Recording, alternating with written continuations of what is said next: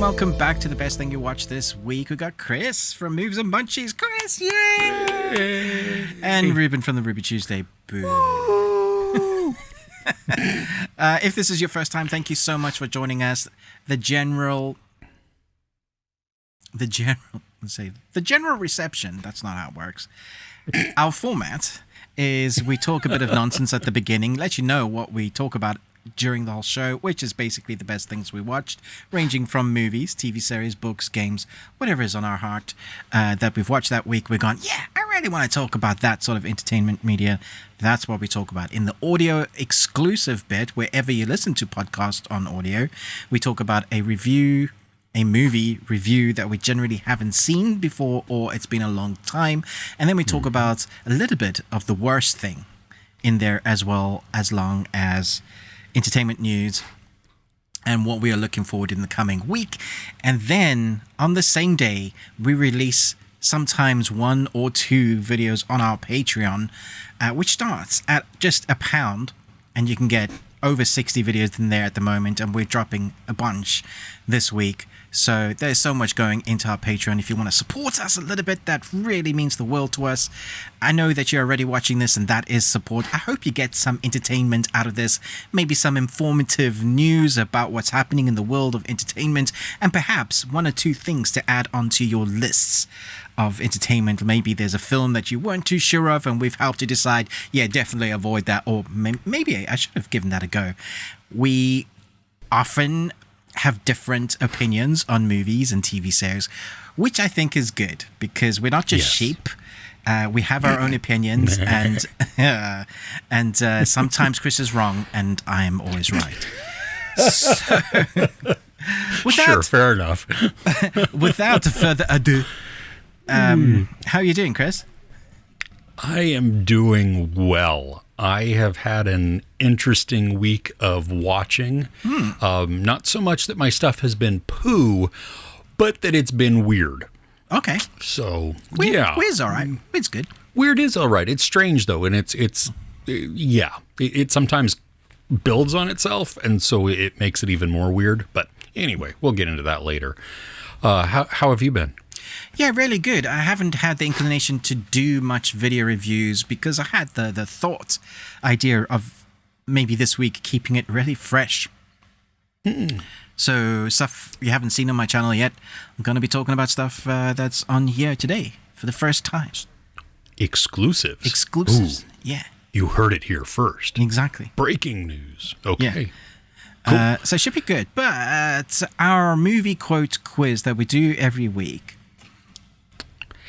Yes. Did someone actually manage to get it? They did. And I mean, just reigning supreme right now, Tara Briscoe. Whoa. For the last couple of weeks. But also we have a new entry into the winning. Also, Andre KP also came in on the same day with the right answers. So the 3 were Mad Max Fury Road, The Italian Job, and Monster.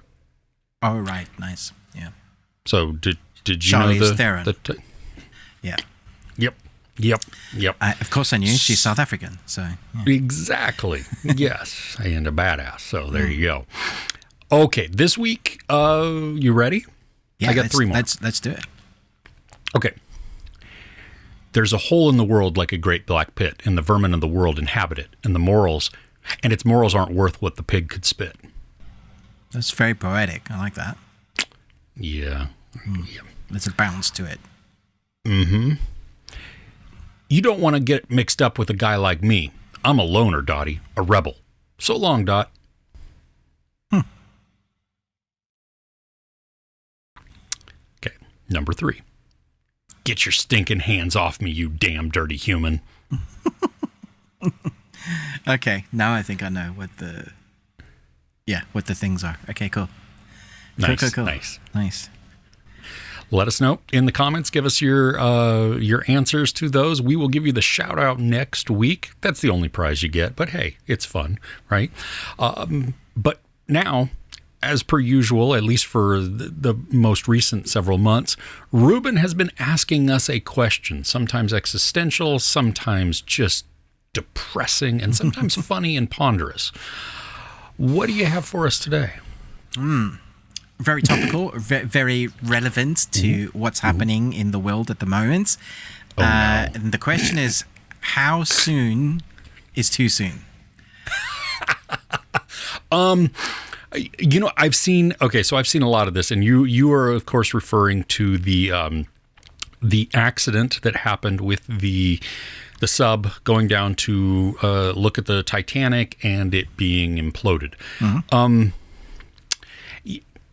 There's a human decency side to this, that they are people. Yep. But there's also then, which I've seen a lot of, and I can understand this, there's the hubris of the ultra rich. And you even have the dude who did the sub admitting that he skimped on safety precautions. Yeah. There's all kinds of reports well before we found out that something really, really bad happened, that it was like put together like from a do-it-yourself kit. From reporters who have been on it and journalists, and I think in today's cultural mindset, the zeitgeist, people are tired of the ultra rich doing things that only benefit them, when they could take a small percentage of their income, which would not affect them in the slightest, and make massive changes for society for the better.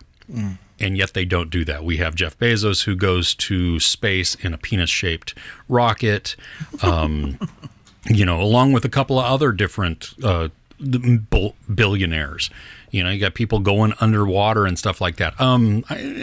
So I laugh. I do. I laugh at the memes that I've seen. I kind of cringe sometimes, but at the same time, no. Okay, but there wasn't just the billionaire. It was his son as well, a pilot, and two others. So there's five in there that people weren't they all uber rich? Not that I know. I mean, of. the son by default is uber by rich. default, yeah. But I don't think the pilot is uber rich. You'd have to be uber rich to go on it. But does being rich mean you get less sympathy? Because is it your fault that you're rich and you've done well and you've got good businesses and you're using those perks? No.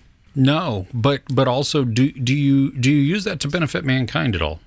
And that's not, I don't know on these people specifically. I'm just asking the question. Does everybody else with the little bit they have? Typically, the most generous people in the world that I've ever met are the people with nothing. Yeah, I would say that was true. They give out of their nothing and their want. I understand the internet's going to internet, and there's going to be memes. And so you can't control that at all, and you can't ask them. I mean, before, like the day of, there were like 1,000 memes out about that. However, literally the day of, Channel 4 here in the UK had a documentary out on it. Oh, yeah. Yeah, they've been planning this, right? Yeah. And you got to wonder, because I've watched documentaries on Netflix also where cases are ongoing, and it feels a lot of the time like they're jumping the gun, like they're just trying to be first, versus telling the complete story. Can it actually be? Yeah. And to call it a documentary, it's really just a news report. Yeah, that's all it is. You've just gone, grab as much information as you can, put it together, and some sort of semblance of maybe there's some sort of coherent, but I doubt there's much of a story in there, except for the one that, people went down to see the Titanic and got imploded. Yeah. It's not like they have any exclusive information on what actually happened, because probably but there'll be a movie next year, probably. Oh, of course. Yeah. Did you see that James Cameron, because of the number of times that he has visited the Titanic for filming and research and I mean him building new camera techniques and cameras themselves and stuff like that, he spent more time with the Titanic than the captain of the Titanic. Yeah, he's been on there 33 times. He's been on the Titanic more than the captain of the Titanic was on the Titanic. Yeah. I mean, if I were going down on in a submarine to look at this, which I think would be kind of cool and freaky all at the exact same time, I would want to go. I mean, I would step into that what at least has been described and be like, nope, got to go. I'm not. You're using a PlayStation remote or controller to pilot this. Good. That's right. Okay. That was another thing, wasn't it? Hilarious. Yeah. No, all off the shelf stuff. No, dude. Is that going to leak? Because that looks like it's just duct tape there. And I know the Navy uses duct tape, but also should you have welded that in like a screen to the hull, and you're like, is that wise? Are you? Yeah, see, I would go with James Cameron. I would, because dude for sure has proven not only that he doesn't want to die, and he doesn't have. I mean, he's arrogant. He has a ton of hubris, but he also kind of. What's the right word? Not deserves. I mean, he warrants it, I guess, because he's done it so many times, right? Yeah. I mean, if I'm going down to see the Titanic, I'm going to go with the person who's gone the most. Yeah. Also, he had a reason to do it. He was doing a movie about the Titanic. Exactly. Yes. Third biggest movie of all time. We're not having a billionaire going down just to oh look, ship. Watch the Titanic, or at least the documentary that James Cameron did on the Titanic. Yeah. Well, but think. I mean, now those billionaires, they get to be part of the Titanic. I mean, that's true. That's now, but other people will go and see their wreckage, and it'll be really meta. Right. Speaking of how soon is too soon. Sorry. Oh, goodness. Sorry, my bad. Great question. Well, we would love to know your thoughts on this. How soon is too soon? Do you even care? Did you applaud? Because I know there's a like the generation, the Generation Z, they're pretty much fed up with these ultra rich. Like, it doesn't matter. So, they were all, whoa, party time. So not everybody. I'm not saying that. That's not a broad sweeping thing. Anyway, let us know. Yeah. Chris, I did want to ask you a question, though. Oh, another one. Okay. Yes. How does a computer get drunk? I don't know. It takes screenshots. I love a good dad joke. Yeah. That's just awesome. Oh, man. Well, speaking of drunk, too, just as a plug for our Patreon again, if you want to watch us play a drinking game while watching a terrible movie that's really awesome, the movie's awesome. We have a video of that up on Patreon. So for $1, you can just see that, too. So anyway, there you go. Should we dive into the best things that we watched? Let's do it. Okay. Do you want to go first? Oh, sure. Jinx. Yeah. Double jinx. Hey. No take backsies. You owe me a Coke. Okay, so I'll go first. Yeah, is that what we're agreeing? Yeah, I think so. Okay. Yeah. Okay, so I'm gonna briefly mention one, and then I'm gonna go into another one because the first one, first off has not come out yet, and two, the embargo's not really up. They've asked for us to wait until release to really talk about it. To do reaction. A review. Yeah. Reaction, yeah. So my wife and I went and saw Joyride this week. Man, I really want to watch this. It looks great. I saw the trailer for the first time this week. Yeah. I'm not. I don't gravitate towards raunchy comedies. I mean, I'll watch them. You know what I mean? But sometimes they all kind of blend together. They just become how gross can we get, or how shocking can we become for a laugh? This one, we were laughing out loud, like through a lot of it. I mean, like genuine laughs, and then tearing up. Because it hits an emotional moment that feels real and genuine. Oh, I wasn't expecting that from that film. Okay. Nope.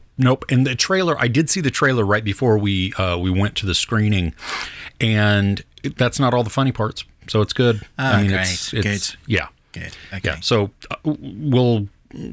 Anyway. Okay. The one on my list that I do want to talk about is Wes Anderson's new Asteroid City. Okay, yeah, it's not playing near me for some reason. It's very sparse. It has had a limited release, and this weekend it was supposed to go wide. I don't know what wide means. I mean, it opened up in my area. We didn't have any screenings around me, so I went to the theater, and honestly, when I left the theater, I wasn't exactly sure how I felt. Interesting. I enjoyed it, but it wasn't like, oh my gosh, this was a phenomenal film. Like when I left French Dispatch, I was laughing because all these people that went to this screening of a Wes Anderson film were not Wes Anderson fans. Yeah, that would be me. Pissed. Yeah, I don't. I understand the art behind Wes Anderson. I just don't get it. Like, yeah. Well, in this movie, somehow is kind of even more of a Wes Anderson movie than The French Dispatch. It's the most Wes Anderson movie. Yeah. And okay. So, I mean, you take like the symmetry, the aesthetics, the visuals of this. I mean, he knocks it out of the park every time because he's so obsessive with what he wants to have. The color palettes are kind of a, like they have a sepia tone over it, but not very much, just slightly to brown up all of the pastels and everything. It's very bright. It's very cheery from a visual standpoint, which then contrasts against the melancholy and the somewhat depressed, or at least crisis that all of the characters are experiencing. And so that mixture works really well. The story is about the unknown. How do we deal with the unknown? Can we accept that? Can we move forward with that? Some of it is looked at through the lens of grief. Like Jason Schwartzman, who is he's the central focus of this, but the story branches out much from there. I mean, he and his family. The acting is phenomenal. There's a part in it though that I didn't know about. And so it sets the stage for this movie, and which then also allows for some sight gags and some visual gags later on in the film, which was, I mean, I laughed out loud at one of them because it was executed brilliantly. But the whole presentation, like you would expect, is awkward, kind of emotionally stunted. But like I had to sit with it overnight to gather my thoughts. And the more I thought about it, the more I enjoyed it. And so when I actually sat down to do my review, by that time I loved the movie and I can't wait to see it again.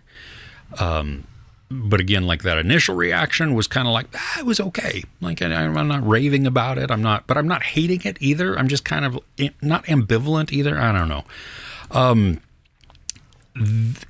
It's a little long, or it feels a little long. And I think some of that is because the patience that he employs in his shots. You know, he'll sit and lock down on a character who just sits there for a second or 5 seconds. That's very mise-en-scene. Yeah. Yeah, and it I mean, you can feel the time when there's a lot of those. They work to suck you into the performance, but at the same time, when you have a lot of these, it's like, okay, I'm feeling the pause. It's a lot. The movie's a lot. There's just, if you are not a Wes Anderson fan, like and I'm not talking about, oh, hey, I like Moonrise Kingdom, or I liked Isle of Dogs, or I like, his really accessible stuff. Yeah. This is probably not going to be for you. Just, don't even try, because what it'll do is I think it'll make you upset. I think it'll make you just like angry that you watched it, that you spent the time with it. Okay. So it doesn't have any sci-fi-ness to it. Like even the title, Asteroid City, gives an element of that sort of nature. But is there anything like that in it? Yes. Okay. Yes. But only in a Wes Anderson way. Well, in a very Wes Anderson way. And then you don't want to spoil that. Okay, fine. Yeah, because there's a framework to it that. Okay. Yeah. No, that's fair. Okay. Very interesting. Yeah, I don't know. I think I might wait for streaming on this one because I've never been a huge Wes Anderson fan, and even then, those that I have seen have always been. I waited for streaming. I think like you mentioned, the accessible ones are my favorite. Like Isle of Dogs, I thought was great. Even Moonrise Kingdom, I thought was a bit slow, and I didn't like all of it. But I loved the score, and there are key moments in that I thought was awesome. And the cast, great cast. No, but yeah, I think it's a very eclectic. It either really you either really get it, or you're just like, why am I watching this? You could tell that the people in the audience were Wes Anderson fans because they're laughing at all the right spots and the quirkiness of it. So, nice. Yeah. Okay, well, this is interesting because just like you had to sit with the film, I also sat with one. I was talking to you yesterday about a film. I was like, I just don't know how I feel about this movie. Mm-hmm. But I have sat with it, and so I'm going to put it on the best thing I watched because I do think it's actually very good. It just one issue I had was that the trailers don't sell it like I think what it is selling. It isn't a massively raunchy comedy. There definitely is raunchiness in it, but it's a more hard-hitting, kind of sweet film that I wasn't expecting. Of course, I'm talking about the new film that came out this week. It's No Hard Feelings with Jennifer Lawrence, directed by Gene Stupnitsky.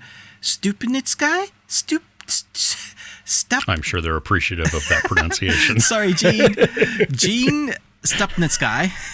Okay. Yep. Good. Stars Jennifer Lawrence, Andrew Barth Fieldman, and Jennifer plays a 32-year-old who gets hired to take out to date a 19-year-old, and I think that's part of where I felt awkward, and I think it embraces that as well, because if I was thinking, as a parent with a son that is 18 and a son that is 21, if I had a 32-year-old dating one of them, I don't know how I would feel about that. And so there's, like, when they're doing, like, sexual stuff together, I'm like,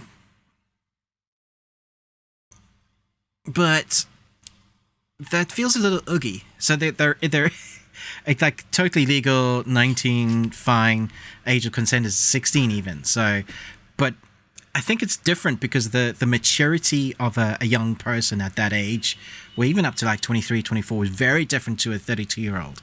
If it was a 32-year-old and a 42-year-old, I'd feel differently. I'd be like, yeah, cool, do what you're going to do. But it is just love. And I'm not saying that this is love. I'm just saying love has no age limits, really.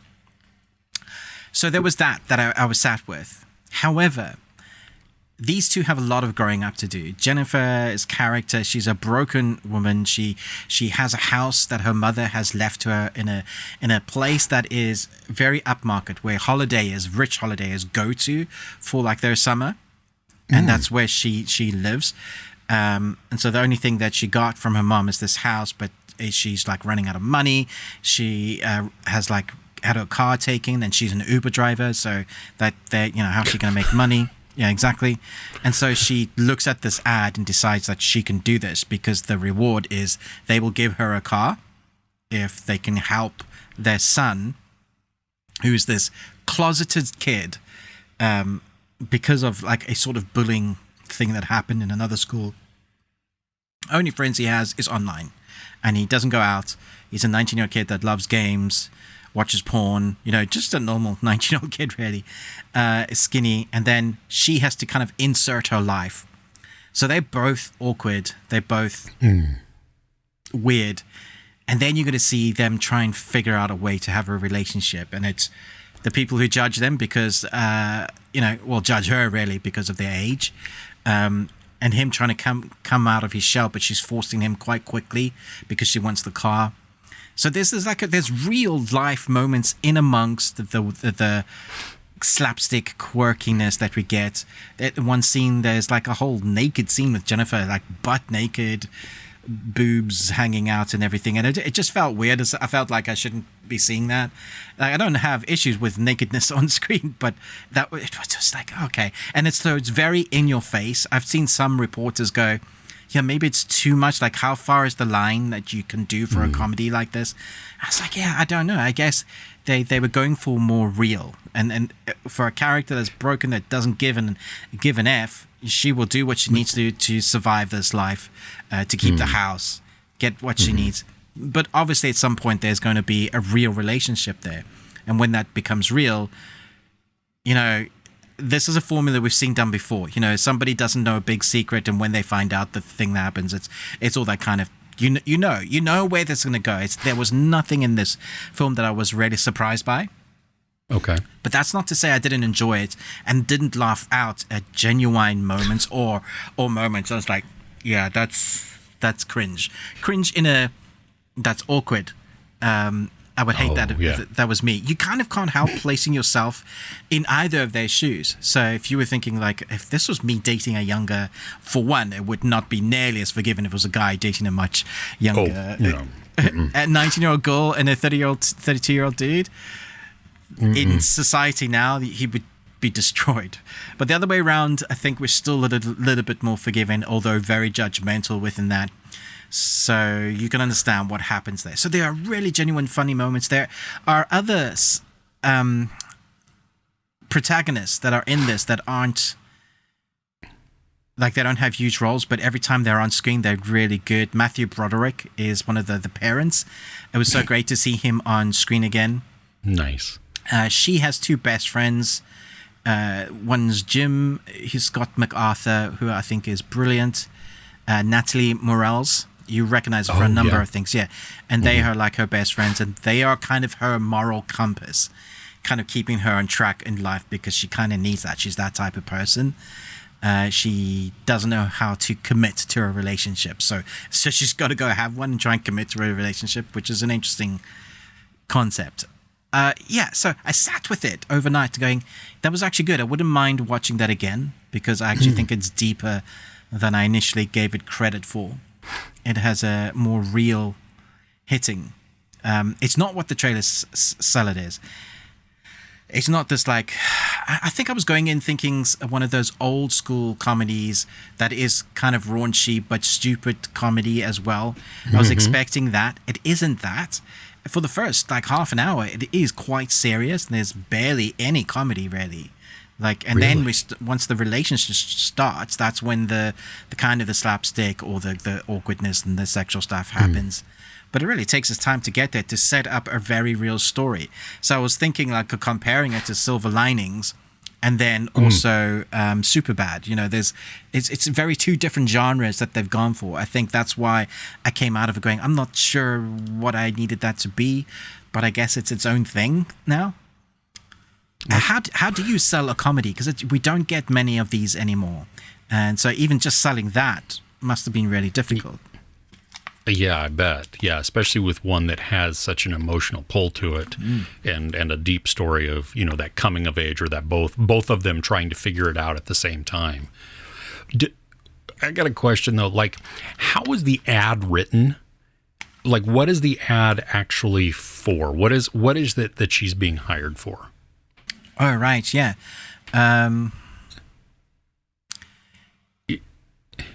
Is it to date their son? Yeah, it's to date their son. So she's a sex worker. No, she's not. That was the part of the joke. Like, Matthew Broderickson says thank you, and she says no, I'm not a sex worker. They're like, oh, okay. And she was also meant to be under 30, but she was kind of fudging her age. Okay, it's still weird to me. I mean, the dad, the dad's old school, trying to get his son laid, and get a girl to take him out to parties, and get drunk and do something that he's never done, because they step out of his shell. Yeah, right? Snap out of his shell. Yeah, but also in today's society and day and age, I would just let him find his way. I wouldn't push him out like that. Yeah, it feels really gross that and I have not seen it yet. I do want to see it, especially once you told me that it's deeper than just dick and butt jokes. Yeah, it's not that at all, actually. Yeah, so that's great. It's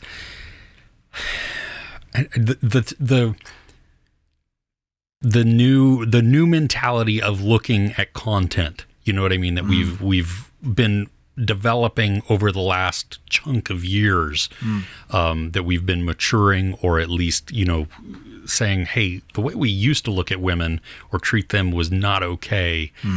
And so to have this, it's still your... Yeah, I mean, you're not wrong. And it's very much insinuated that she should sleep with him. That as part of the deal.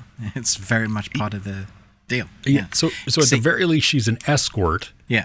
But then and this is me thinking out loud. Like, I want it to address the son realizing that his parents have done this for him and what that means. That does play a big part of the movie. Yeah. Good.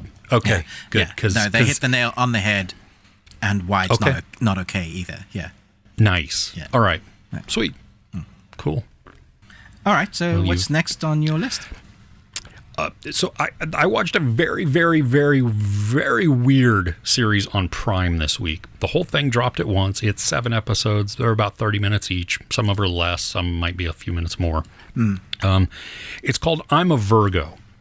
And it's from the creator and the director named Boots Riley. And he has done... to the best of my knowledge, the only other thing that he's really done, like directed or maybe even created, he's kind of new and up and coming, but he has a specific voice and he has a specific intent.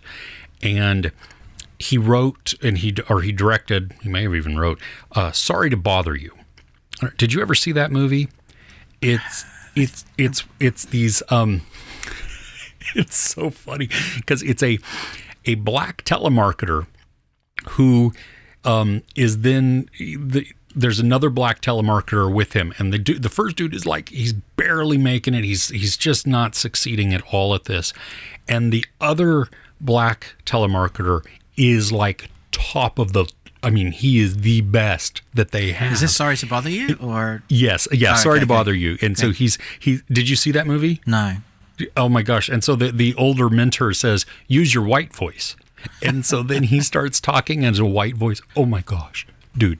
So funny. So funny. And then halfway through the movie, it shifts and becomes a, what the F am I watching? Oh, really? Okay. It is, yeah. This is kind of the same thing. The premise is a child is born who grows up to be a 13-foot tall giant. Yeah, the image I saw was like, that's a giant. Yeah. Yes. Yeah. Yes. Okay. So he's been kept in his, like away from society, really, because, I mean, gawked at. He'd become a circus freak sort of thing. Exactly. Experimented on, chased down, never a moment's peace, all of this things, destroyed, because not only because he's just different, but now because he's also black. So now he's an ultra threat, right? Yeah, of course. And so there's a little bit of sci-fi in this. I mean, it's a distorted reality, right? But the presentation is very awkward through a lot of this, and there's conversations. What do you mean by that?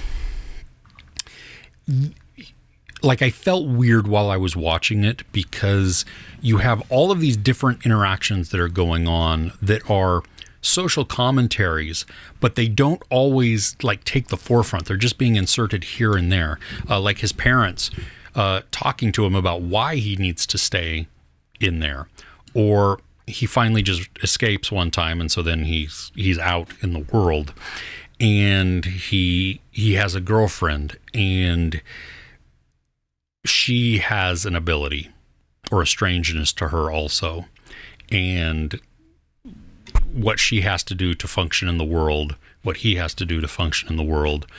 You have a superhero that lives in the world who is he a superhero? Is he like the force of the white guy, that he is. How does he hold people down? What is that? Is it oppression? Is it anyway? There's a section of this protest type of thing because in their community every day the power gets shut off just because the electric company would rather save the money than invest in regulators and everything else or purchase energy from other places. They, and so it's oppressing and suppressing the neighborhoods that it serves. So you have all of this. It culminates with a piercing commentary. I mean, it is. So going back to our conversation about your question about the ultra rich and all that, there is it's probably a 5 to 7 minute breakdown of a government system. Like breakdown, I mean, as in explanation. Oh. And what it does and how it affects different people groups and why it exists. And so it can be seen that it's maybe that it's skewed, maybe that it's biased.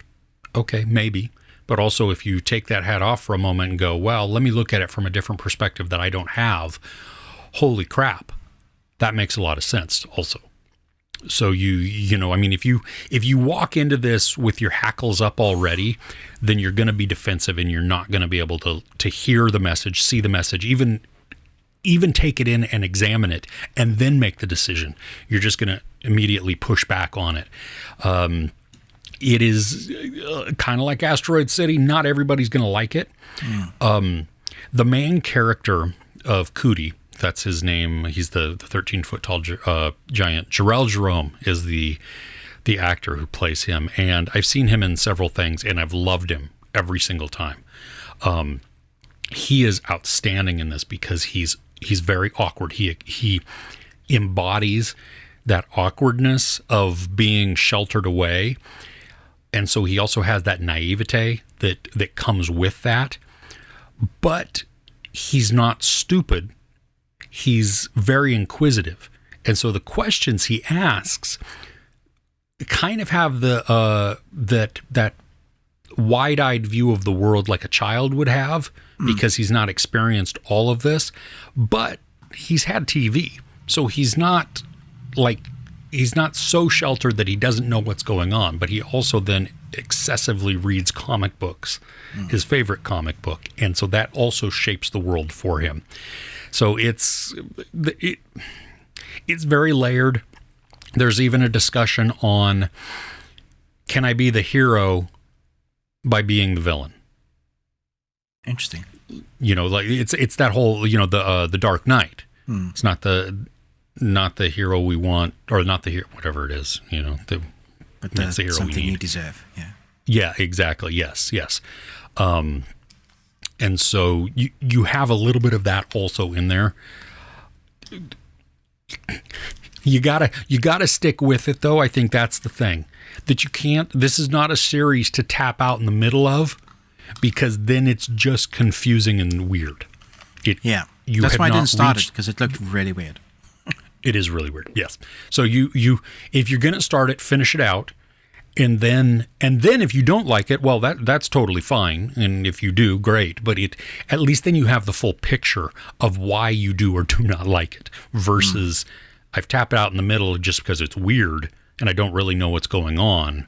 Well, that's because you literally tapped out in the middle of the story. Yeah. It could continue on. I don't know if it's going to, though.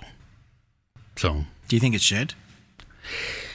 I'd be okay if it doesn't. Like I liked kind of how it ends with not giving us, I mean, it gives us a resolution, but it doesn't, it's not the, yay, everything we wanted, we get, we're happy, we now can go on with our lives. It's kind of like we've started the process and now we've got to do the work. Okay. Interesting. Yeah. What type of person likes this? Like me. Yeah, other than you, Chris. if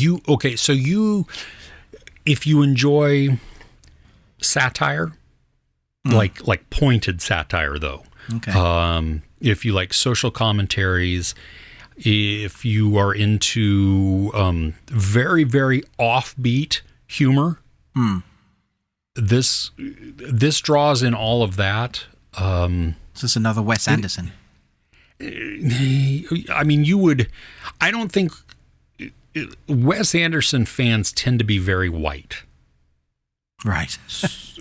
And this is more from the black experience. Okay. So the quirkiness though of a Wes Anderson. Sorry, hit my microphone there for those on the audio. Yeah, I guess. Okay. Nice. Yeah. I'm still not sure about it. Okay, cool. Sure. Yeah.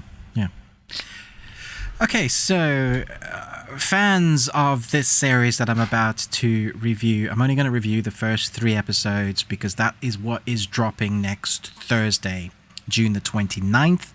Comes out on Max. It's an original drama. It used to be on Cinemax. And then it was bought. And then we had to wait. I think we've waited 3 years for this next season. It feels like it's that long because we didn't know if it was picked up or if it, the fans, went for it. It's from the producers of Banshee and Fast and Furious. It's a really weird mix. Okay. From the writings of martial arts legend Bruce Lee comes the hailed as the most underrated action series of the century by Inverse. This is, can you guess? I have no idea. It's called Warrior. Have you heard of this before? I want to say I have. Okay. So Shannon Lee and a bunch of other people she's taken the writings and turned it into a series. It's set in the... Oh my gosh. I'm trying to think of when it's set. I don't want to get that wrong. I'm not going to say it, so I don't get it wrong. The late 1800s? Yeah, 1870 I want to say, but I could be wrong. In the wake of the race riots that upended Chinatown in Season 2, Mei Ling uses her government connections to consolidate power, while Ah Sham and the Hopway must find new ways to survive. Okay, so most people will be in this. Like, you would have seen incredible fighting. There's a particular character that fights like Bruce Lee. It's brilliant. Like when he's on the tips of his toes and he's doing that thing with his nose, the Bruce Lee thing where he's like, oh, there is that. But then you have like hatchet men sequences. If you've ever seen a martial art film, like the old school ones where you have like 20 guys with hatchets running at each other, you have all of that, but it's choreographed in beautiful cinematography that's so vibrant. But again, it's one of those that they allow you to see. So sometimes there's quick edits, but even in the quick edits, you get to see what they're doing or you're following it. So it's always beautiful, but it's also very, very brutal. And it's in a time when you have like the Irish workers not getting jobs. And we have, I guess they class a group of people that are taking their jobs. It's very race orientated. And then you have the rich controlling all of that. And so you have two people groups. You have all these guys in their martial arts trying to control Chinatown. And then you have these workers that are clashing all the time because they're basically just fighting to try and live. And so they're clashing. And then you have the police who aren't really, there's very few good police. They're just bobbies that'll come down and beat you and, get your take. So everybody, no matter who you are, is pretty much corrupt. It's one of those series where the enemy of your enemy is your friend, and your friend is probably your enemy. It's it's what's going to get you through today. We live for today because we don't know what tomorrow is going to bring. So it's very interesting, the relationships that people go through. You are always on the edge of your seat because you fall in love with characters. And for the most part, there are some characters that you think will survive because they're main protagonists. But every now and again, they just get taken out, similar to like Game of Thrones. And you're like, God damn it. Not that one. If you think some of your characters that had gone off on their own, I'm not going to say who, but basically having a new life, and just when they thought they were out again, they get pulled back into this. They pull me back in, which is heartbreaking because sometimes what their life was horrific, but escaping the sort of Chinatown life, there's brothels, alcohol, money, all of that is used by the rich and controlled with the lesser than, what they class as the lesser than. So everything that you could think of from, alcohol, money, gambling, slavery, all of that is all kind of in there, in the mix of like a really, really dirty London sort of thing. It's so entertaining. It's so incredibly well done. There's a mix of drama and martial arts. And so you have almost a soap-esque nature of the drama, of what people get up to, who's sleeping with who's killing who's breaking into whose community. Very much like Game of Thrones season 1, that sort of drama, but pretty dark. But I'm here for those sets and the martial arts sequences. Like every time I see them, I can't wait to see certain characters go up against each other, because it's going to be badass. I think at the end of season 2, we had Mark Dacarcus join. And in season 3, he's one of the new main characters. And, when 20 years ago, he was doing amazing martial art films. But recently, we've seen him start cropping up in a few films. And every time he's in a film, we're like, why aren't you doing martial arts, Mark Dacarcus? And probably because he wants to do other things. But we've seen him do some martial arts in John Wick 3, which I thought he was excellent in. This time, we're getting to see masters in their craft, allowing others to fight with them, and it's like a beautiful dance. When it's good, it's riveting to watch, because they sell every kick, and sometimes they will get kicked because that's invested in their art. That a lot of times was like, yeah, just kick me. I'm going to take it so that for that particular shot, it looks good, and that's what they do. And so they sell it. So it's so entertaining. I'm just really happy for the fans, because I know people were devastated because they really thought that wasn't Cinemax was being cancelled, and that was like one of their biggest shows. And then HBO at the time came in, and then we still had to wait like a year and a half before we even heard stuff. And now it's finally almost out. 3 on the initial release, and then it's weekly until the 10th episode. Well, and HBO puts considerable resources behind their productions. So that is, love them or hate them, they're typically done really, really well. Yeah, so. to quote Jurassic Park, they spared no expense. Nice. Cool. I will have to... I guess all of them will then begin to be on Max? I'm sure they'll be on Max, yeah. Okay. Cool. Shirley, yeah. Nice. Stop calling me Shirley. Oh, wait, before you carry on. Yes. What do you call two AI systems that are in love with each other? I have no clue. Members of the chat LGBT community.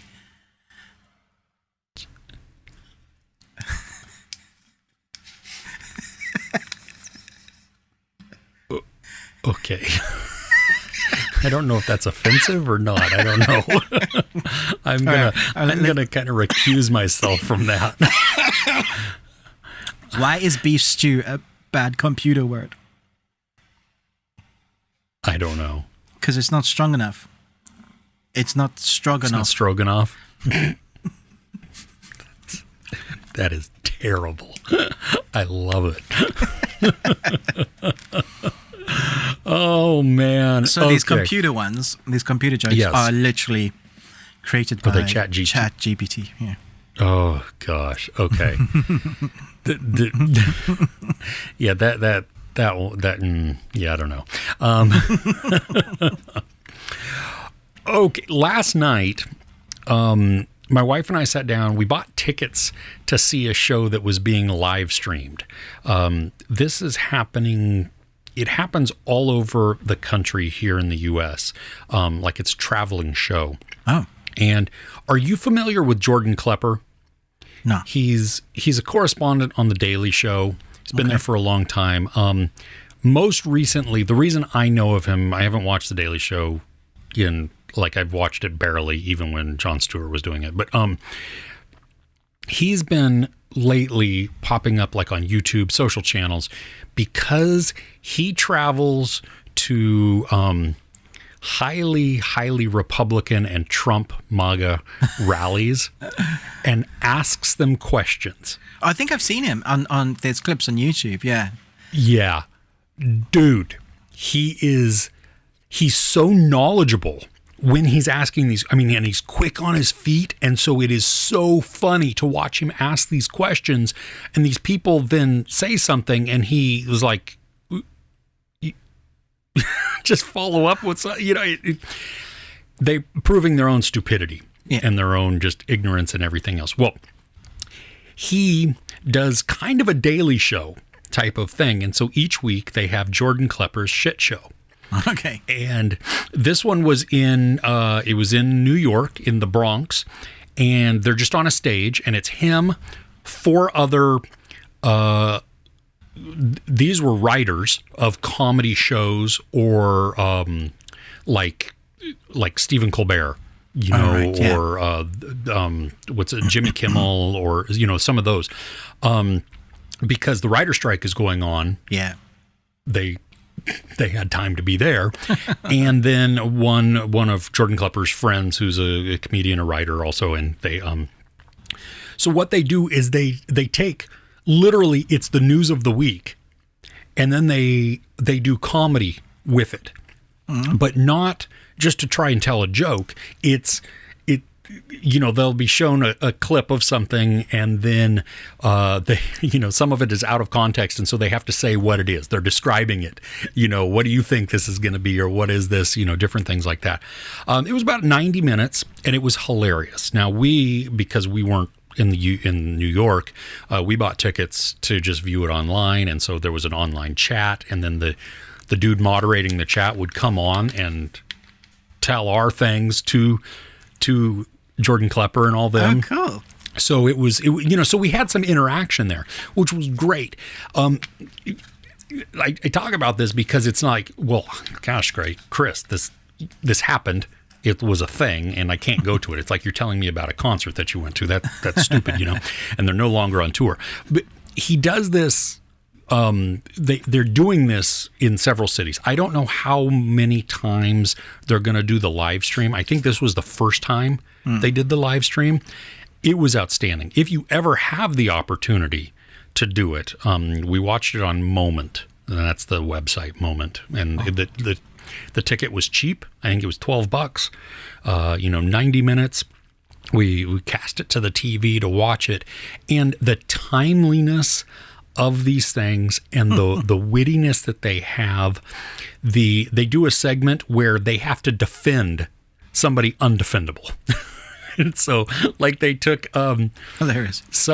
What's his name? I don't remember. What is his name? It doesn't matter because he's stupid, and he heads up this Turning Point USA, and which is just a misogynistic and likely very bigoted organization. And so they played a clip of the head of this doing that, and then one of the writers had to come up and defend it. Oh my gosh. And so it is so funny at what he says then for as a defense, because it's all biting on defending it. It is just so. We had a great time of just laughing at and cringing at the news of the day, the news of the week. Yeah. It's a lot of it is rapid fire. They're all drinking as they do it, so they're getting progressively looser in how they go. There may be some of it may show up on YouTube or something like that. I don't really know. But if you ever have the opportunity to watch Jordan Klepper's Shit Show, definitely give that a go. Especially if you like timely and political humor. I think if you're a massive Trump supporter and a MAGA person, you are not going to find any comedy in this whatsoever, and it's going to be highly offensive. For everybody else who is intelligent, so that's immediately 70 million people that won't enjoy this. Well, depending on who you ask. It's fake news. So it is. Anyway, there you go. That's that's the last thing on my list. That's the last thing on your list? Yeah. Oh, all right. Cool, Chris. What'd you watch? So I've lived in the UK for a long time now. Mm-hmm. And there are some series and movies that like my friends have been telling me to watch for years, and I'm like, just really doesn't look. Yeah, I'm just not in the mood for that.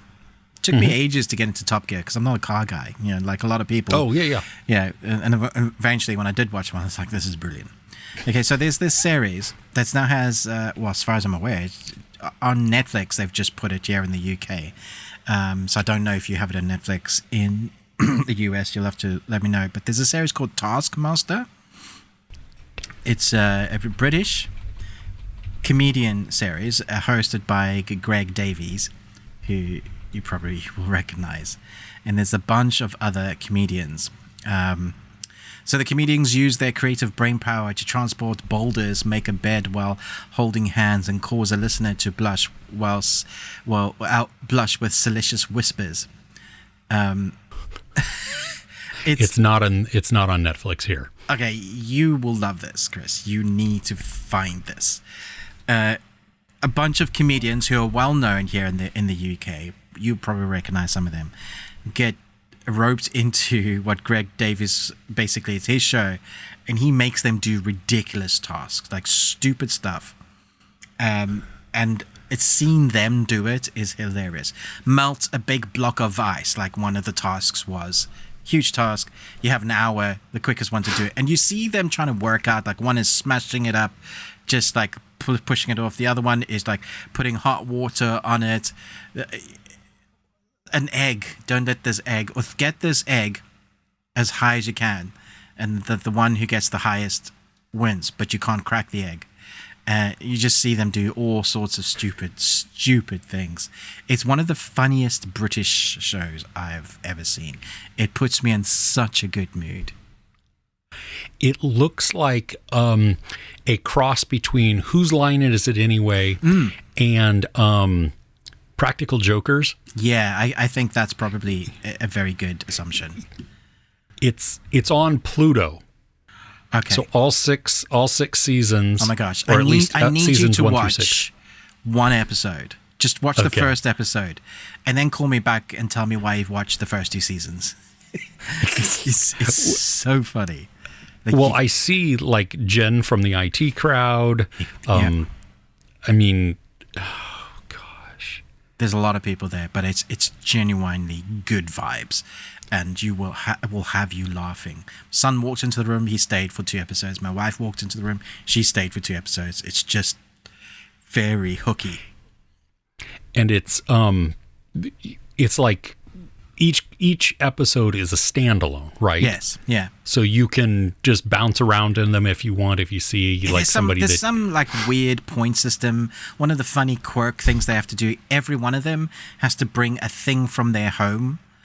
To give to Greg Davies, to give as the prize for that particular episode. So there will be 5 prizes, and the things they bring from their home are so random and weird. But the best prize wins. So they're always trying to up each other, like on next episode. So one time someone brought a blank check, and it was like, oh, you are trading a date.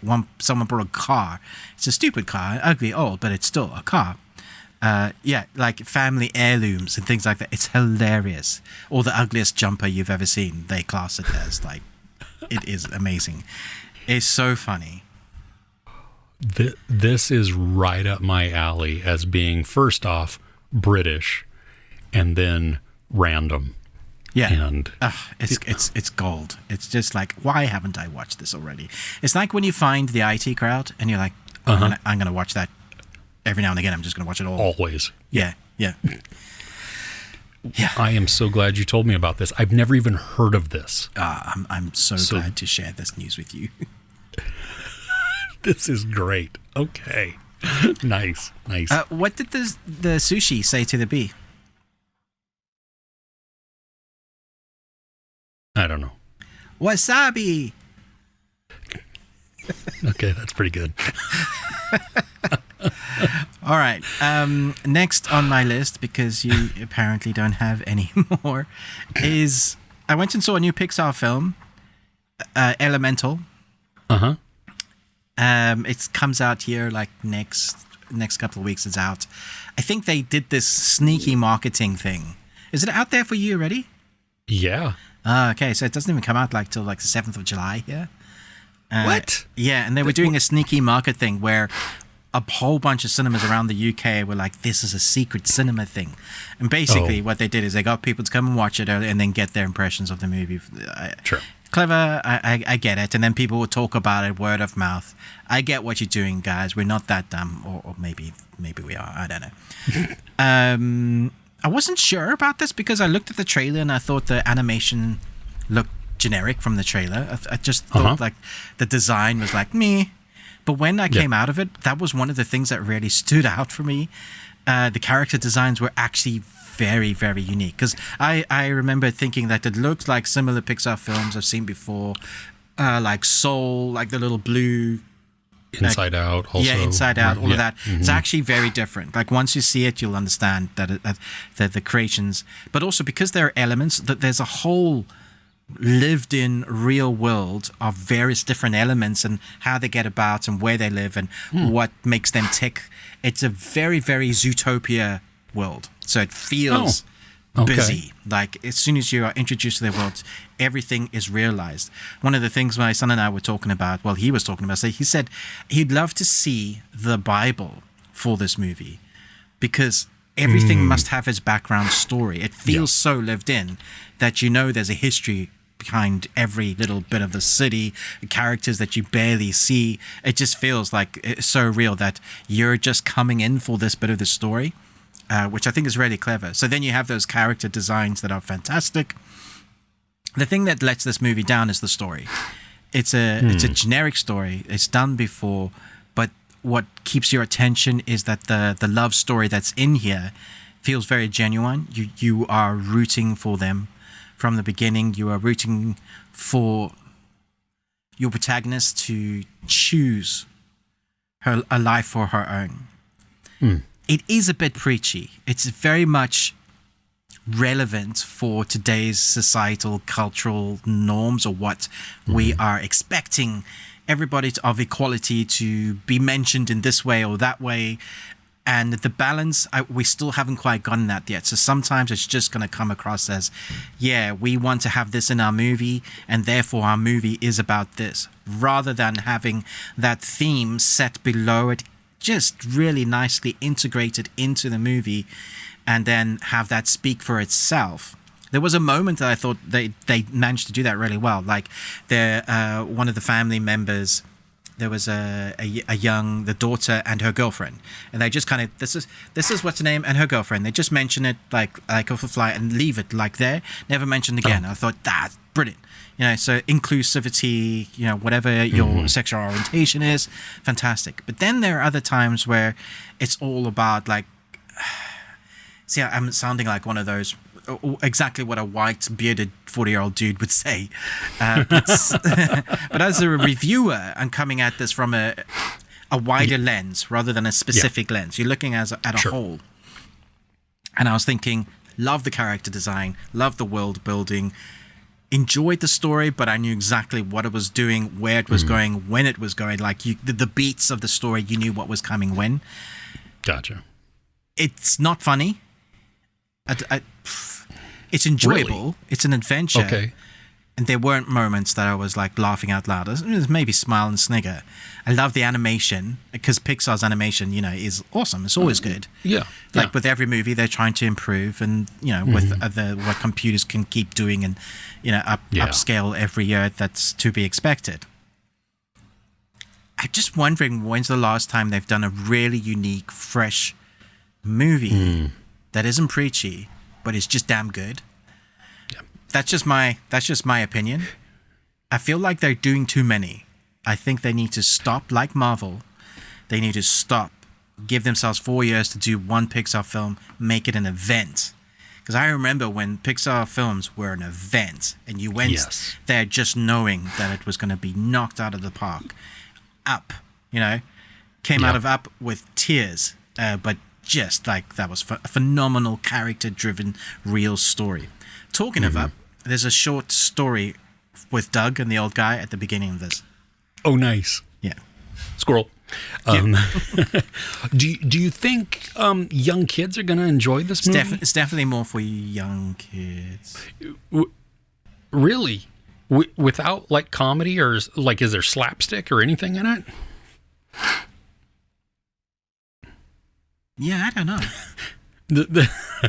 For those on the audio only, the ponderous look that Ruben has is very telling. You might think, oh, Ruben went with his kid. Yeah, I say kid. He's 18. Yeah. So he enjoyed it for the same reasons I did. As an adult. Yeah, as an adult.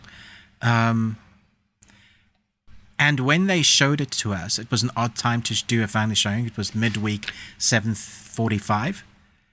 Oh, so wow. That's not typically catering to later a younger generation. Yeah. Yeah. So I don't know if they're even thinking that it's an older film. Maybe teens and that. Strange. Okay. I think the kids will enjoy the animation. Yeah. And there's adventure in it. Like there's a thing they have to do. Movie?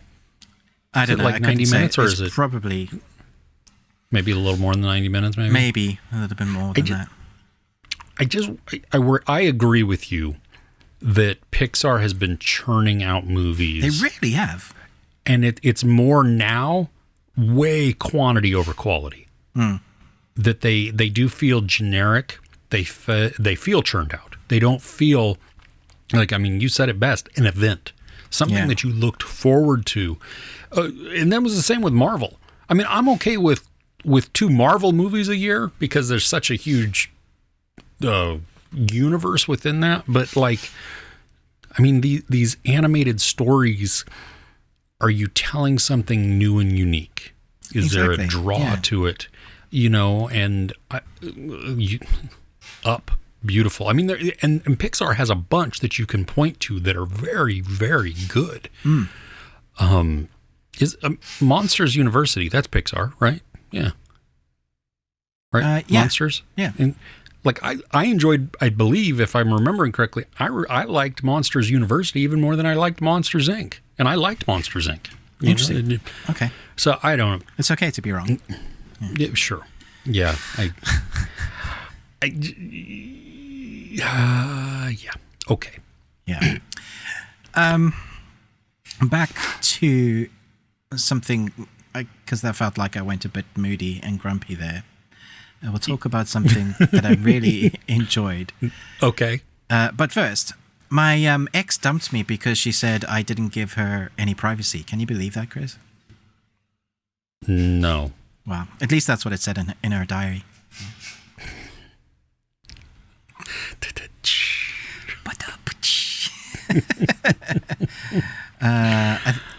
I'm not sure if this one's offensive. Good. It's just fun. Okay. Why can't you keep score in Afghanistan? I don't know. Because of the Taliban? Okay. It's a word play. Yes. Yeah, yes. Okay. That's funny. Okay. Yeah. Okay. Yeah. We'll move on. I think I do have one that is offensive. I won't do it. Thank you. I want to. Yes. I want to. Maybe off air you can tell me. Yeah, maybe I'll tell you off air. Okay, cool. My last thing on my list. Yes. This week. Next week I'll do 20.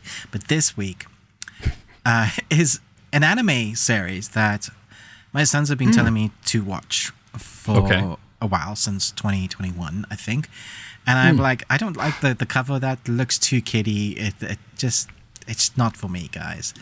And I've been watching this like ninja anime, and I was like, yeah, it's okay. Trying to tell myself that it's actually good when it's not very good. But I'm just watching it because anime. So then I finished it, and I begrudgingly put on this anime. Anyway, that was yesterday. I'm on episode 9 now. So it's terrible. You're not enjoying it at all. It's so good. Emotionally gripping. Wow. Just punch me in the gut in episode 1. Okay, but the uniqueness of the story is also very good. It's called Ranking of Kings. There are 2 seasons. The people of the kingdom look down on the young Prince Boji, who can neither hear nor speak. They call him the useless prince while jeering at his supposed foolishness. So, Boji is the offspring of giants, except he is tiny. He's also been cursed. He has no strength of a giant, and he's really tiny. He wants to be the number 1 ranked king like his father, because in this world, they all have rankings, and the number 1 ranking gets whatever he wants. And then everybody else just kind of fights for the other rankings. He has a brother who is great at everything and flipping strong and got the power. So Boji dreams of becoming stronger. And he also has a friend that he meets in the first episode that's like this weird shadow ninja. It's a black blob with 2 eyes. Right? I saw it in the trailer. Yes, yeah. Which is awesome. They kind of befriend each other and become best friends. They've gone through a very hard life, both of them. Very early on, you learn that his life is very much in danger. So he goes on this mission to learn to become stronger somehow. But you can't help but love him, because the only way he communicates with people is by reading lips or people that know how to sign, because he's deaf and dumb. And this dark ninja can speak to him, can hear him, because it's a shadow blob and has different powers. Sure. So we just go with it, like. But there's so much hardship for this little kid that he has to go through to be able to conquer, to become strong, and you're always rooting for him. Like episode 1, I was just like, oh god damn it, this is so good. Love it. Yeah. Are you watching it on Funimation? I'm watching it on Crunchyroll. I'm watching it in the English dub. There are on Crunchyroll, there's at least 15 different translated languages. Wow. So you will, like, from Portuguese to Spanish. I saw loads on there. So, nice. Okay. There are 2 seasons, 23 episodes. I'm sure more is coming. Put it on your watch list. Looking at the poster for it, I can see why you were hesitant to watch. Yeah. It's not the strongest of designs. No, it's just like, that doesn't look good at all. And then I watched it and I was like, damn, okay, fair enough. Nice. Right on. All right.